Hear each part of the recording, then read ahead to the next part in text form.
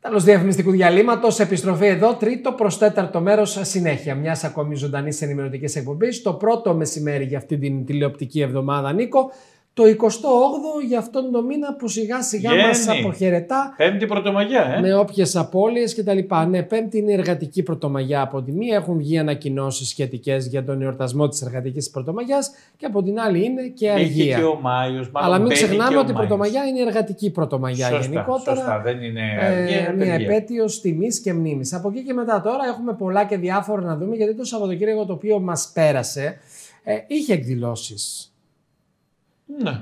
Έτσι. Ναι. Είχε βέβαια και στο Ζυγό την αναπαράσταση του Ποντιακού γάμου που τα λέγαμε την περασμένη εβδομάδα με τον κύριο Αλεξανδρίδη. Και βοήθησε και ο καιρός. Βοήθησε και ο καιρός, αλλά είχε και μια εξαιρετική παράσταση η οποία πήρε τα εύσημα για μία ακόμη φορά, το κλουβί νούμερο 25, που ανέβηκε στην αίθουσα Φρίξου Παπαχρηστίδη στην Ελευθερούπολη στο Δήμο Παγκαίου. Και εκεί πραγματικά σταθερή συνταγή και εγγύηση το θεατρικό αυτό αποτέλεσμα. Από την άλλη, σήμερα το μεσημέρι στις 12 η ώρα που θα δούμε αργότερα εικόνες, παρουσιάστηκε το πρόγραμμα του φεστιβάλ Άδοντες και Ψάοντες στην Καρδία, αφιερωμένο στον Μίκη Θεοδωράκη. Αρκετοί οι φορείς οι οποίοι εμπλέκονται και συνεργάζονται γενικότερα για αυτό το αποτέλεσμα, το οποίο θα δούμε και το επόμενο χρονικό διάστημα να λαμβάνει χώρα από τους κεντρικούς δρόμους της Καβάλας, σημεία αναφοράς, πλατείες μέχρι το αρχαίο θέατρο των Φιλίππων. Και τώρα αυτό όμως, ήταν και η αγαπητή μας προϊσταμένη της αρχαιολογίας. Ανοίξτε λίγο τώρα την ένταση της τηλεόρασης σας λίγο παραπάνω, γιατί το θέμα αφορά πολύ κόσμο. Κάνουμε λόγο, κυρίες και κύριοι, για τα πιστοποιητικά απεντόμωσης και μειοκτονίας και το τι προβλέπει ο νέος νόμος για τα καταλύματα για τους χώρους βραχυχνόνιας μίσθωσης, τα λεγόμενα Airbnb.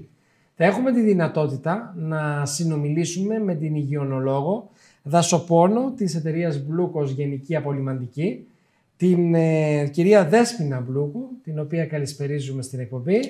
Καλησπέρα. Καλώς σας βρήκα. Καλώς ήρθατε. Καλή εβδομάδα. Χαίρομαι πολύ που βρίσκομαι εδώ. Και εμείς για να δώσουμε χρήσιμες και χρηστικές συμβουλές προς το τηλεοπτικό κοινό, γιατί λίγο πολύ τα καταλύματα βραχυχρόνιας μίσθωσης έχουν μπει για τα καλά στη ζωή μας, στην καθημερινότητά μας. Αφορούν όλους. Και δεν πρέπει να το παίρνουμε αψήφιστα, γιατί το υγειονομικό κομμάτι είναι το α και το ω. Για έναν τουρίστα ο οποίος έρχεται, απολαμβάνει τις παροχές και για να μείνει ικανοποιημένος, τι θέλει υγειονομικά, να είναι καλυμμένος. Έτσι ακριβώς. Και η κριτική και είναι γενικότερα. Και υποχρέωση από την άλλη, αν το δούμε και νομικά. Πλέον έχει γίνει και υποχρέωση, πολύ σωστά. Και υγειονομικά και όσον αφορά την κριτική από τον επισκέπτη, είναι πολύ σημαντικό και για τον ιδιοκτήτη τι θα καταγραφεί στην πλατφόρμα στην οποία φιλοξενείται το ακίνητο. Έτσι λοιπόν, τώρα. Πολλά ερωτήματα, μερικά από τα οποία θα σας θέσουμε και είναι και ερωτήματα και απορίες τηλεθεατών. Υπάρχει διαφορά ανάμεσα στα καταλύματα βραχυχρόνιας μίσθωσης και τα τουριστικά καταλύματα? Φυσικά και υπάρχει. Αρχικά να πούμε ότι ψηφίστηκε νέος νόμος το 2025, ο 5170. Αυτός ο νόμος αφορά τις νέες προδιαγραφές για τα καταλύματα βραχυχρόνιας μίσθωσης, τα ακίνητα δηλαδή που χρησιμοποιούνται ως Airbnb, ως εκείνο γνωστό. Υπάρχει διαφορά, γιατί ένα ακίνητο βραχυχρόνιας μίσθωσης δεν μπορεί να παρέχει, για παράδειγμα, υπηρεσίες πρωινού, καθαριότητας, μεταφοράς, κάτι το οποίο έχουν τα τουριστικά καταλύματα. Σωστά. Οπότε και αυτή είναι η βασική τους διαφορά για να τα αναγνωρίζουμε.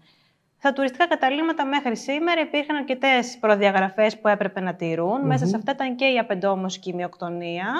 Και τώρα ήρθε να προσθεθεί και στα ακίνητα βραχυχρόνιας μίσθωσης, στα Airbnb. Επιβάλλεται πλέον με βάση την νομοθεσία. Οπότε όλοι όσοι είναι ιδιοκτήτες τέτοιων καταλυμάτων θα πρέπει να τηρούν κάποιες συγκεκριμένες προδιαγραφές. Μέσα σε αυτές είναι το πιστοποιητικό απεντόμωσης και μειοκτονίας.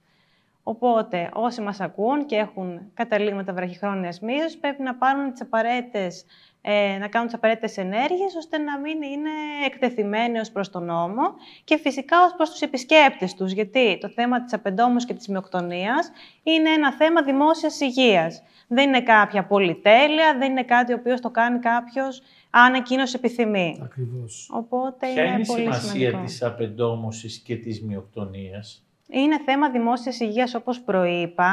Είναι κάτι το οποίο αφορά την υγειονομική κάλυψη του χώρου. Φυσικά δεν μπορεί κάποιος επισκέπτης να πάει σε ένα κατάλημα να μείνει και να δει ανεπιθύμητους επισκέπτες και να το ξαναεπιλέξει. Ναι. Και είναι και δυσφήμιση και για την περιοχή. Δεν έχει διασφαλίσει ο ιδιοκτήτης που δεν έχει κάνει απεντόμωση και μειοκτονία την υγιεινή του χώρου. Έτσι είναι φορείς μολυσματικών ασθενειών και πρέπει να παίρνονται τα απαραίτητα μέτρα. Οι ιδιοκτήτες γενικότερα ενημερώνονται για ό,τι καινούριο φυσικά υπάρχει και βγαίνει και τους αφορά. Και γι' αυτό είσαστε κι εσείς και παίζετε και συμβουλευτικό ρόλο πέρα από τον πρακτικό να πάτε να εκτελέσετε μια μειονεκτομία. Έτσι ακριβώς. Δεν είναι μόνο το πιστοποιητικό που πρέπει να ενδιαφέρει τους ιδιοκτήτες των καταλυμάτων, αλλά και η ουσία του πράγματος, έτσι. Η υγιεινή του χώρου. Ακριβώς. Και φυσικά οι καλές κριτικές που σίγουρα θα έρθουν μετά από τέτοιου είδους πρωτόκολλα. Γιατί και για τους ιδιοκτήτες μπορεί να υπάρχει και μια διαφήμιση της παροχής αυτής, έτσι. Πήγαμε και ήταν σούπερ, ήταν πολύ καλά, καθαρά, δεν υπήρχαν έντομα, δεν υπήρχε το ένα, γιατί ξέρετε πολλά σπίτια που γίνονται, μετατρέπονται, είναι και παλιά. Ναι. Και έχουν μεγαλύτερες ανάγκες. Και δεν σημαίνει ότι έκανα απεντόμωση μία φορά. Αυτό είναι το επόμενο ερώτημα. Κάθε πότε πρέπει να γίνονται αυτές οι εφαρμογές? Κάθε 3 μήνες ενδείκνυται, ωστόσο έχει να κάνει και με τη λειτουργία του καταλύματος. Αν είναι όλο το χρόνο, για παράδειγμα, τι χρήση γίνεται του χώρου, όλα αυτά παίζουν ρόλο και μας οδηγούν στο τελικό αποτέλεσμα, στα τελικά συμπεράσματα, για να έχουμε ένα σωστό πρόγραμμα καταπολέμησης εντόμων και τοροκτικών και να είμαστε εντάξει με την υγιεινή του χώρου. Ακούγοντας και ο κόσμος και βλέποντας, βέβαια αυτά λίγο πολύ νομίζω ότι ισχύουν και για τα καταστήματα υγειονομικού ενδιαφέροντος. Έτσι δεν είναι? Δηλαδή η ανάλογη προσοχή την οποία πρέπει να δείξουν και οι επαγγελματίες και γενικά όποιος ενδιαφέρεται για την ασφάλεια των επισκεπτών, είτε λέγεται κατάστημα, είτε λέγεται, και βέβαια για να κάνει το πρωτόκολλο όπως πρέπει. Έτσι δεν είναι? Έτσι ακριβώς. Και είναι πραγματικά πάρα πολύ σημαντικό να τονίσουμε την ουσία του όλου θέματος και όχι απλά την νομοθετική απέτηση. Ωστόσο, όλοι οι ιδιοκτήτες πλέον θα ενημερωθούν, πιστεύω, μέχρι τέλος του χρόνου και θα εναρμονιστούν με τη. Και ξέρετε, μπορεί και κάθε περίπτωση να είναι και διαφορετική. Γιατί ένα ακίνητο μπορεί να γειτονιάζει με μια παλιά αποθήκη. Ή με έναν ακάλυπτο χώρο. Έναν ακάλυπτο χώρο που μπορεί να έχει είτε από τροκτικά μέχρι 1002 έντομα. Φυσικά, εκεί οι εφαρμογές γίνονται και πιο συχνά. Υπάρχουν εξατομικευμένες λύσεις. Υπάρχουν συνδυαστικές μέθοδοι απεντόμωσης, δηλαδή δεν είναι μία μέθοδος που μπορούμε να χρησιμοποιήσουμε. Μία και αυτή καμία ακόμα. Έτσι ακριβώς. Ακόμη και για τα στρώματα και για τους κοριούς που είχε γίνει μεγάλο θέμα πέρυσι. Οπότε όλα αυτά συνδυαστικά τα αξιολογούμε σε κάποια επίσκεψή μας στο χώρο και βρίσκουμε ένα κατάλληλο πρόγραμμα για την οποιαδήποτε επιχείρηση, το οποιοδήποτε κατάλημα. Τι ξεχωρίζει τη δική σας εταιρεία σχέση με τις υπόλοιπες? Στην Πλούκος Γενική Απολυμματική είμαστε 5 υπεύθυνοι επιστήμονες, έχουμε κατάλληλα εκπαιδευμένο εργατικό προσωπικό, τα κατάλληλα σκευάσματα, τα οποία είναι εγκεκριμένα, είμαστε διοδοτημένη επιχείρηση, έτσι δεν μπορεί οποιοσδήποτε να κάνει μια τέτοια εφαρμογή, κάποιος που γνωρίζει από μόνος του δηλαδή. Έχουμε 3 ISO, μία δήλωση συμμόρφωσης, έχουμε αστική κάλυψη, οπότε μπορούμε να καταλάβουμε ότι παρέχουμε ένα πλήρες πακέτο, όλες τις μεθόδους της τελευταίας τεχνολογίας. Και απευθύνεστε σε όλο τον νομό. Ναι, και όλη φυσικά, την περιφέρεια. Έτσι ακριβώς. Το λέω γιατί μας βλέπουν από τις Σέρρες, την Ανατολική Μακεδονία, τη Θράκη και διάφορες περιοχές. Άρα απευθυνόμαστε παντού, όπου μπορούμε να εξυπηρετήσουμε και υπάρχει πρόβλημα, εννοείται μπορεί να μας καλέσουν, να δουν και την ιστοσελίδα μας στο www.blukos.gr και να τους λύσουμε οποιαδήποτε απορία και να δώσουμε. Υπάρχει παράλληλη δραστηριότητα από κάποιους οι οποίοι δεν έχουν γενικότερα Φυσικά, σε όλα τα επαγγέλματα συμβαίνει αυτό. Όπως είναι οι κομμωτές και τα λοιπά, με τα βαλιτσάκια, τα γνωστά και τα λοιπά. Παντού συμβαίνουν αυτά, φυσικά. Έχω έρχομαι. Ναι. Εμείς δίνουμε ένα πλήρη φάκελο, όπως προβλέπεται από την νομοθεσία, με όλα τα δικαιολογητικά και θα είναι εντάξει οποιοδήποτε έλεγχο φυσικά, θα είναι καλυμμένη η επιχείρηση. Δράτε και σε άλλες περιπτώσεις, πέρα τώρα βέβαια το κομμάτι αυτό είναι με τα καταλύματα βραχυχρόνιας μίσθωσης, αυτό που συζητάμε. παρεμβαίνετε και κάπου και σε άλλες περιπτώσεις? Και στα τουριστικά καταλύματα. Εγώ ως υγιεινολόγος εκδίδω διαγράμματα ροής και τεχνικές μελέτες όσον αφορά την αδειοδότηση δηλαδή τέτοιων επιχειρήσεων. Οπότε φυσικά και μπορούμε να δούμε συνδυαστικά και άλλες υπηρεσίες πέρα από την απεντόμωση και τη μυοκτονία. Δημόσια κτίρια και όλα τα σχετικά. Εννοείται. Παρεμβαίνετε και φυσικά, εκεί. Παντού. Υπάρχουν έτσι ακραίες περιπτώσεις που κάποιος σας κάλεσε, έχετε καταγράψει? Υπάρχουν τέτοιες καταγραφές φυσικά, γιατί κάποιοι το αμελούν, προσπαθούν μόνοι τους με διάφορα προϊόντα του εμπορίου, που καταλαβαίνουμε ότι για να τα βρίσκουμε στο σούπερ μάρκετ, για παράδειγμα, δεν έχουν φυσικά την ίδια δραστική όπως έχουν τα επαγγελματικά σκευάσματα. Αυτά που χρησιμοποιούμε αποκλειστικά σαν αδειοδοτημένη επιχείρηση. Έχει τεράστια διαφορά. Και καλό είναι να απευθύνονται στους ειδικούς, να μην επιχειρούν οι πολίτες κάτι μόνοι τους, γιατί αυτό μπορεί να λειτουργήσει αντίθετα και να έχουμε δυσάρεστα αποτελέσματα, γιατί και αυτά τα σκευάσματα θέλουν συγκεκριμένο τρόπο χρήσης, διάλυσης του φαρμάκου, οπότε όλα αυτά παίζουν σημαντικό ρόλο. Πολλά από αυτά είναι και άοσμα, έτσι. Ναι, τα συγκεκριμένα που χρησιμοποιούμε εμείς είναι και άοσμα, δεν λεκιάζουν, δεν χρησιμοποιούμε δηλαδή κάτι το οποίο θα φέρει αρνητικά αποτελέσματα στο χώρο μας. Γιατί λέμε, κάνουμε απεντόμωση απογευματινή ώρα. Θα μπορέσω να κοιμηθώ το βράδυ, ας πούμε, στο δωμάτιο ή στο χώρο που έγινε απεντόμωση? Φυσικά και θα μπορέσετε. Εννοείται. Γιατί μπορεί να γίνει εφαρμογή, να στεγνώσει μετά το σκεύασμα που έχουμε χρησιμοποιήσει και ουσιαστικά δεν φαίνεται τίποτα. Έχει δημιουργηθεί ένα αόρατο φιλμ στην περιοχή που έχει ψεκαστεί. Και μετά ό,τι δεν λεκιάζουν για τις νοικοκυρές, αυτό γενικότερα, και επίσης δεν σφουγγαρίζουν με τις γωνίες εκείνες που έχουμε περάσει. Ναι, εκείνες τις ημέρες που έχουμε κάνει δεν πηγαίνουμε, γιατί ουσιαστικά είναι σαν να ξεπλένουμε μετά το φάρμακο. Ακριβώς. Και έτσι το αφήνουμε, βλέπουμε το αποτέλεσμα μετά. Βλέπουμε το αποτέλεσμα, εννοείται, τα οποία μετά μπορεί να είναι νεκρά.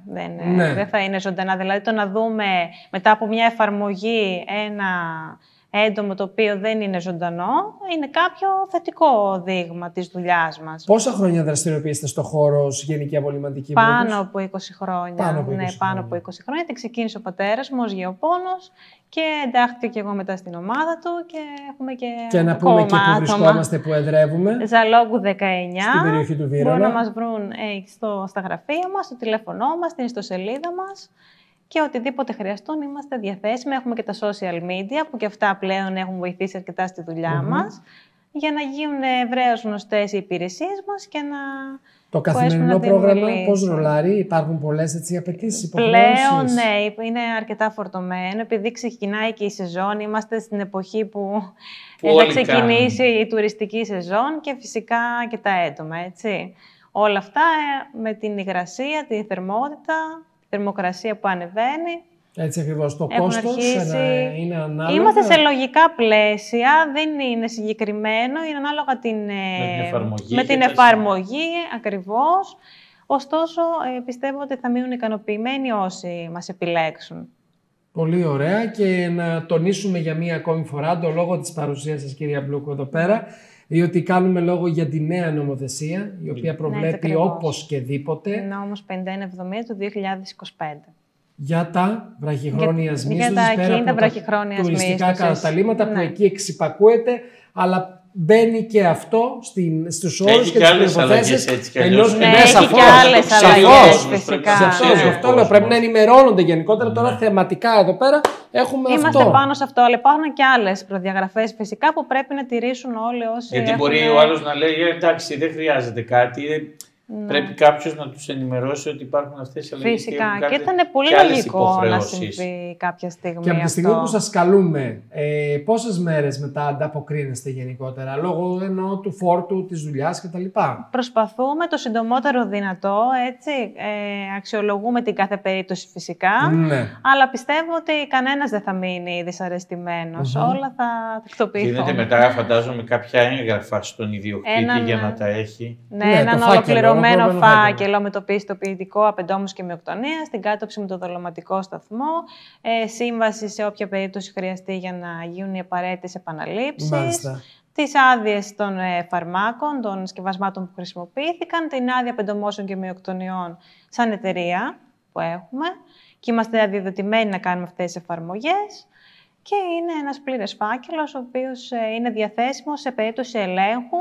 Μπορούν να το δείξουν και να μην υπάρχουν κυρώσεις, γιατί είναι και αυτό ένα θέμα αρκετά σοβαρό. Δεν το συζητάμε. Και σε μια εφαρμογή υπό κανονικές συνθήκες, πόση χρονική διάρκεια παίρνει η εφαρμογή, η υλοποίηση εφαρμογής? Είναι ανάλογα τα τετραγωνικά μέτρα και τις μεθόδους που θα χρησιμοποιηθούν. Γιατί κάποιες φορές χρησιμοποιούμε συνδυαστικά πάνω από 2 μεθόδους καταπολέμησης. Μάλιστα. Πάρα πολύ ωραία. Μια χρηστική ενότητα λοιπόν σήμερα στην εκπομπή και πραγματικά σας ευχαριστούμε θερμά για και εγώ ευχαριστώ πάρα πολύ που μας δώσατε. Τώρα που ανοίγει και ο καιρός, αυξάνονται και οι απαιτήσεις και οι ανάγκες γενικότερα, αντιλαμβανόμαστε. Καλή δύναμη! Ευχαριστώ. Επίσης θα πω. Σε όλους μας. Πολύ. Να είστε καλά. Σας ευχαριστώ θερμά. Σας ευχαριστούμε θερμά. Λοιπόν, εμείς στον Νίκο θα πάμε σε ένα ακόμη αναγκαίο διαφημιστικό διάλειμμα και θα επιστρέψουμε εδώ για τα υπόλοιπα. Έχουμε τα υπόλοιπα θέματα της επικαιρότητας.